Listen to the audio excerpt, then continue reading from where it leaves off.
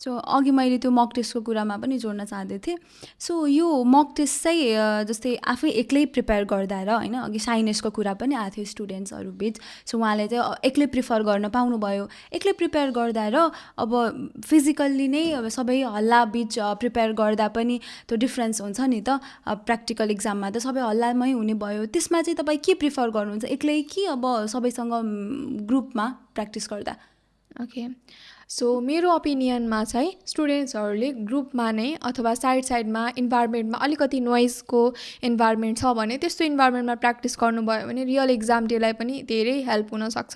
किनभने रियल एक्जाममा 10-12जना स्टुडेन्टहरूले एकैचोटि नै आफ्नो टेस्ट स्टार्ट गर्ने हो। फर इक्जाम्पल स्पिकिङ सेक्सनसँगै गर्दाखेरि त ब्याकग्राउन्डमा धेरै स्टुडेन्ट बोल्दाखेरि ब्याकग्राउन्ड नोइज पनि आउने भयो नि त। त्यसैले एक्लै मक टेस्ट एटेम्प्ट गर्नुभएको स्टुडेन्टहरूको लागि चाहिँ यो नयाँ कुरा हुनसक्छ र एक्जाम डेमा अलि बढी एफेक्ट गर्न सक्छ यो कुराले। भाग्य हैन अब हब हुन्छ, आँखा बन्द अब सब घुम्छ,